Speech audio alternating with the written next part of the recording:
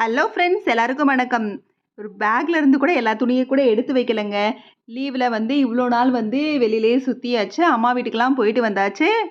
வீட்டுக்கு வந்தாச்சு. இப்போ அகைன் வந்து ரொட்டீன் லைஃப்குள்ள வந்து என்டர் ஆயாச்சு. பார்த்தீங்கன்னா, வீடு வந்து ஒரு 10 டேஸ்க்கு அப்புறம் இந்த மாரி தான் ஒரு கண்டிஷன்ல இருக்குது. கொஞ்சம் கொஞ்சமா தான் எல்லாத்தையும் வந்து கிளீன் பண்ணணும். ஸோ வந்து சோம்பேறித்தனமான ஒரு இதுதான். இப்ப பார்த்தீங்கன்னா, வந்தவுடனே கொஞ்சமா பாசிப்பருப்பு இருந்துச்சு. நைட்டே எடுத்து வச்சுட்டேன். காலையில ஊற போடணுங்கிறதுக்காக. அதனால காலையில தண்ணி ஊத்தி வச்சிருக்கிறேன். நைட்டு வந்து ஒரு 8:00 ஆனதுனால டிஃபன் செஞ்சுட்டு அப்படியே வந்து சாப்பிட்டு படுத்து தூங்கியாச்சு. ஸோ அந்த பாத்திரத்த கூட நான் இப்ப தான் கழுவி வைக்கிறேன். ஸோ சிக்கன் எடுத்துட்டு வந்திருந்ததுனால, அத வந்து தண்ணீல வந்து மஞ்சள் பொடி, உப்பெல்லாம் போட்டு ஊற வச்சிருக்கிறேன். இங்க குழம்பு வைக்கிறதுக்காக தான் வெங்காயம், வெள்ளைப்பூடு, கருவேப்பிலலாம் போட்டு வதக்கி, அதோட இந்த வந்து வாசனை பொருள்லாம் வந்து நம்ம வந்து போட்டாச்சு. மிளகு மட்டும் கொஞ்சம் அதிகமா சேர்க்கணுங்க. ஸோ அத நல்லா சேர்த்து வதக்கி வச்சாச்சு. இது வந்து குழம்புக்கு தான் ரெடி பண்ணிட்டுருக்கேன். இப்ப பார்த்தீங்கன்னா, பாத்திரத்தையும் கழுவி வச்சுட்டு, சிக்கன வந்து வாஷ் பண்றதுக்கு பாத்திரம் இல்லன்னா வந்து வாஷ் பண்றதுக்கு ஈஸியா இருக்கும். இல்லன்னா வந்து எல்லா பாத்திரத்துலயும் வந்து அந்த சிக்கன் தண்ணிலாம் பட்டுச்சு ஸ்மெல் வரும். ஸோ அதெல்லாம் பாத்திரத்த கழுவி முடிச்சுட்டு, சிக்கனையும் வந்து வாஷ் பண்ணியாச்சு. இந்த நேரத்தில வந்து நம்ம வதக்கி வச்ச பொருள் வந்து ஆறிக்கும். இது வந்து குழம்புக்கும் இது கொஞ்சம் புதினா சிக்கன் ட்ரை பண்ணலான்னு சொல்லி கொஞ்சமா எடுத்து வச்சிருக்கிறேன். இப்ப குழம்புக்கு வந்து அது ஆறியிருக்கும். ஸோ அதனால வந்து கொஞ்சமா தேங்காய்ச்சில வந்து நம்ம கட் பண்ணி, அத வந்து பல்ஸ் பண்ணிட்டு, இப்ப அதோட நம்ம வதக்கி வச்சதையும் சேர்த்து நல்லா அரைச்சுட்டோம்னா, இந்த குழம்புக்கு சிக்கன் குழம்புக்கு தாளிக்கவே தேவையில்லங்க. இப்ப வந்து நம்ம வாஷ் பண்ணியிருக்க சிக்கனோட நம்ம இத அரைச்சு வச்சு அத சேர்த்து, அதோட குழம்பு மசால் தூள், உப்பு, ஒரு 1/2 கரண்டி அளவுக்கு நல்லெண்ணெய் வந்து சேர்த்து, அப்படியே தண்ணி ஊத்தி வந்து நம்ம வந்து அடுப்புல வச்சா போதுங்க. வேகமா கொஞ்ச நேரம் நெறைய தண்ணி ஊத்தக்கூடாது. நாட்டுக்கோழிக்கு தான் வந்து நம்ம நெறைய தண்ணி ஊத்தணும். பிராய்லர் கோழி வந்து தண்ணி அதிகமா விடுறதுனால, அதுக்கு வந்து அளவா தண்ணி ஊத்துனாலே போதும். இந்த மாரி வந்து நல்லா கலந்து விட்டுட்டு, கொஞ்சமா நான் ஏன்னா அது தண்ணி விட்டுக்கிட்டே தான் இருக்கும் கொதிக்க கொதிக்க. ஸோ, அதனால வந்து அளவா தண்ணி விட்டு நான் அத அப்படியே வந்து அடுப்புல எடுத்து வச்சுர்றேன். அது கொதிக்கிற நேரத்தில நம்ம வந்து மத்த வேலைகள வந்து பார்க்கலாம். இப்ப வந்து நான் நைட்டு தான் வந்து இத்தன நாளுக்கு அப்புறம் வந்து நைட்டு தான் ஊர்லேருந்து வந்ததுனால, மாவு கூட எனக்கு இல்லங்க. இனிமே தான் மாவாட்டணும். ஸோ, அரிசி வந்து ஊற வச்சிருக்கோம். இப்ப வந்து இந்த குழம்பு வந்து கொதிக்கிற நேரத்தில வந்து எதுவுமே மாவு எதுவுமே சப்பாத்தி மாவு கூட இல்ல. ஊருக்கு போறதுனால எதுவுமே வாங்கலங்க. ஸோ, அதனால வந்து கொஞ்சமா வந்து காலைக்கே வந்து சாப்பாட வச்சு விடலான்னு சொல்லி, அதையும் வந்து ரெடி பண்ணி ஒரு அடுப்புல வந்து வச்சாச்சு. இப்ப வந்து குழம்பு ஒரு அடுப்புல கொதிக்குது. சாப்பாடு ஒரு அடுப்புல இருக்குது. இங்க பார்த்தீங்கன்னா, கொஞ்சமா ஊர்லேருந்து வர்ற அப்பயே வந்து தக்காளி பழம், கருவேப்பிலை இதெல்லாம் வந்து கொஞ்சம் வாங்கிட்டு வந்தாச்சு. குழம்பு, சாப்பாடு வேகுறதுக்குள்ள வந்து சைட் பை சைடா ஒவ்வொன்னா வந்து கிளீன் பண்ணி எடுத்து வச்சிரலாம் அப்படின்னு சொல்லிட்டு, அந்த தக்காளி, கருவேப்பிலை, அப்புறம் புதினா கட்டு எல்லாத்தையுமே வந்து கொஞ்சம் கொஞ்சமா நான் வந்து கிளீன் பண்ணிட்டுருக்கேன். எல்லாத்தையும் ஒதுக்கி முடிச்சா தாங்க மத்த வேலைகள வந்து பார்க்க முடியும். ஸோ உடனே வந்து வீட்ட வந்து நம்ம கிளீன் பண்றது உண்மையிலேயே ரொம்ப சோம்பேறித்தனமா தான் இருக்குது.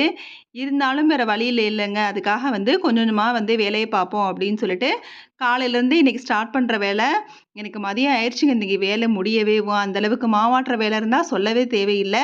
ரொம்ப வந்து வேலை இழுத்துக்கிட்டே இருக்கிற மாரி தான் இருக்கும். இருந்தாலும் வந்து அதையும் பார்க்கணும் அப்படிங்கிறதுக்காக இன்னைக்கே ஆட்டி வச்சா தான் நைட்டாவது நம்ம வந்து இட்லி ஊத்த முடியும்.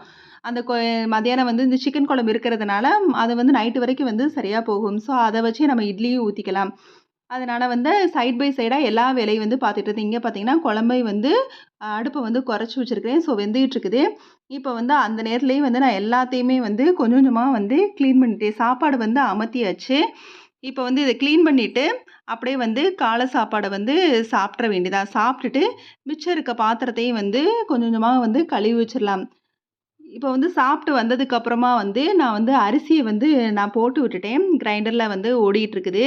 ஸோ இந்த அரிசி வந்து ஆடுற நேரத்தில வந்து, நம்ம வந்து சின்ன சின்ன வேலைகள வந்து பார்த்து வச்சிரலாம் அப்படின்னு சொல்லிட்டு, சின்ன சின்ன வேலைகள வந்து பார்க்கறதுக்குள்ள அரிசி வந்து ஆடிருச்சு. ஸோ அதையும் வந்து நம்ம வந்து எடுத்து வச்சாச்சு இப்படி.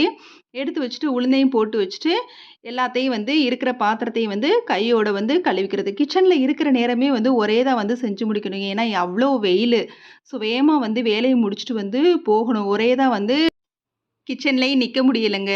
ஸோ அதனால வந்து அப்பப்போ போயி ஃபேனுக்கு நேரா உட்காந்து காத்து வாங்கிட்டு வேற வந்துட்டுருக்கோம். அதே மாரி எவ்வளோதான் நம்ம கிச்சன்ல வந்து நின்னாலும், தண்ணி வந்து நம்ம 1 லிட்டர் பாட்டில் அளவு தண்ணி எடுத்து வச்சுட்டு, அத வந்து நம்ம குடிச்சிட்டே இருக்கணும். அது வந்து நம்மளோட ஹெல்த்துக்கு ரொம்ப நல்லதுங்க. எப்பயுமே நான் எல்லா வீடியோலயும் சொல்ற மாரி தான், நம்ம வெயிட்டுக்கு தகுந்த மாதிரி நம்ம தண்ணிய வந்து மறக்காம எடுத்து குடிச்சிட்டே இருக்கணும். ஸோ இது வந்து நானு இந்த வேலைகள வந்து செஞ்சுட்டே இருந்தாலும், அங்க வாஷிங் மிஷின்லயும் ஒரு தடவ போட்டு நான் துணிய காய போட்டேன். திருப்பியும் வந்து கொஞ்சமா பிரஷ் போட்டு, திருப்பியும் ஒரு வாஷிங் மிஷின் போட்டுட்டு தான் நான் வந்திருக்கிறேன்.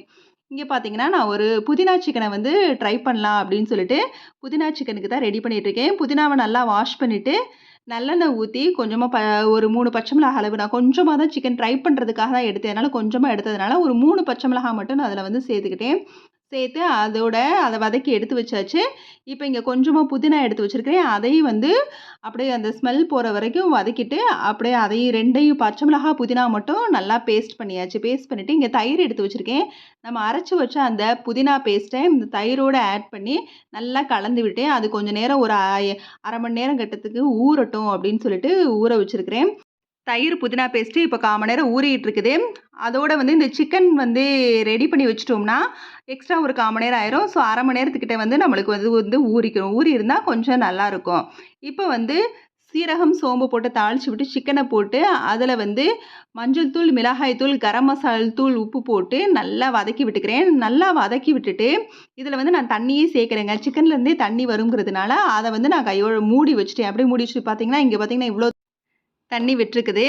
இப்ப அது ஒரு 10 நிமிஷம் அளவுக்கு கொதிச்சிருச்சு. கொதிச்சதுக்கு அப்புறமா தான் இந்த அளவுக்கு தண்ணி இருக்கிற நேரத்தில வந்து, நான் அந்த நம்ம ஊற வச்ச பேஸ்ட்டையும் வந்து அதோட வந்து சேர்த்து கொதிக்க விட்டுருக்கிறேன். அது கொதிக்கட்டும். இங்க பார்த்தீங்கன்னா, அது கொதிக்கிற நேரத்தில வந்து நான் மாவையும் வந்து கையோட வந்து மாவ கலக்கி எடுத்து வச்சுட்டேன். பாக்ஸ்ல எடுத்து வச்சுட்டு, கிரைண்டரையும் வந்து தொடச்சு வச்சுட்டேன். இப்ப பார்த்தீங்கன்னா, இந்த அளவுக்கு இது வந்து வதங்கிருச்சு. கடைசியா அதோட மிளகு பொடி நல்லா சேர்த்து ஒரு 3 மினிட்ஸ் வந்து குறைஞ்ச தீயிலே வந்து வச்சு அத வந்து நான் இறக்கிட்டேன். இங்க பார்த்தீங்கன்னா, துணிய வந்து இன்னொரு தடவை வந்து காய போட்டாச்சு. இப்ப வந்து மிச்சம் இருக்கிற பாத்திரத்தையும் வந்து கழுவி வச்சிரலாம் அப்படின்னு சொல்லிட்டு கழுவி வச்சுட்டு, கிரைண்டர் கல்லு எல்லாத்தையுமே வந்து கழுவி வச்சுட்டு, அப்புறம் வந்து மதியான லஞ்சையும் வந்து ஒரே கையோட முடிச்சு வச்சுட்டு, மத்த இருக்கிற பாத்திரத்தையும் வந்து கழுவி வச்சுட்டு, கிச்சன வந்து நீட் பண்ணிட்டு போயிரலாம். வீட்டையும் கூட்டிட்டோம்னா, அடுத்து அவ்வளோதான் வேலை. அதுக்கப்புறம் ஈவினிங் தான் வேலை. ஸோ கையோட சைட் பை சைடா வந்து ஒவ்வொரு வேலையா வந்து நான் முடிச்சுட்டே இருக்கிறனால, பாத்திரத்த வந்து நான் அப்பப்ப கழுவி வச்சுட்டேங்க. ஸோ அதனால வந்து எனக்கு பாத்திரம் கழுவுற வேலை வந்து இல்லாத மாரி தான் இருந்துச்சு. கொஞ்சம் கொஞ்சமா தான் இருந்துச்சு. ஸோ கையோட வந்து நம்ம அப்பப்போ எல்லா வேலையும் வந்து முடிச்சு வச்சுட்டோம்னா, சைட் பை சைடா நம்ம பிளான் பண்ணி செஞ்சுட்டாலே வந்து கிச்சனுக்கு வந்து ரொம்ப வேலை ஈஸியா இருக்கும். ஸோ இப்போ லஞ்சையும் நான் முடிச்சு வச்சுட்டு, மிச்சம் இருக்க குழம்பு எல்லாத்தையுமே வந்து ஒரு பாத்திரத்துக்கு மாத்தி வச்சுட்டு, அதையும் வந்து முடிச்சுட்டேங்க. இப்படிதாங்க எனக்கு இன்னைக்கு வேலை போச்சு. ஒரு 10 டேஸா வேலையே செய்யல. அம்மா வீட்ல இருந்தாலே நம்ம செய்ய மாட்டோம்லங்க. சும்மாவே நான் சோம்பேறி இப்ப தான் கொஞ்சம் கொஞ்சம் மாறிட்டு இருக்கேன். அதுலயும் இந்த 10 டேஸ்ல வந்து அம்மா வீட்டுக்கு போயிட்டு ரொம்ப சோம்பேறித்தனப்பட்டு போனேன். இப்ப வந்து திருப்பி வந்து வேலை ஆரம்பிக்கணுங்கிறதுக்காக கொஞ்சம் கொஞ்சமா இன்னைக்கு வேலைய ஆரம்பிக்கணும்னு சொல்லி, இந்த வேலைய வந்து அதுவும் மாவு ஆட்டி வச்சா தான் நம்மளுக்கு மத்தனைய வேலைகள் முடியும். மத்தன டிஃபன் செய்றதுக்குலாம் வந்து ஈஸியா இருக்கும்னு சொல்லி, அந்த வேலைய வந்து இன்னைக்கு கையோட முடிச்சு வச்சிருக்கேன். அடுத்தடுத்து தான் கிளீனிங் வேலை இருக்குங்க. ஒவ்வொரு நாளும் ஒவ்வொரு கிளீனிங் ஒர்க்கா வந்து இப்படியே போயிட்டே இருக்கும். இந்த வீடியோ பிடிச்சிருந்துச்சுன்னா லைக் பண்ணுங்க, ஷேர் பண்ணுங்க, கமெண்ட் பண்ணுங்க. மறக்காம நம்ம சேனலை சப்ஸ்கிரைப் பண்ணுங்க. Okay, bye. Thank you for வாட்சிங்.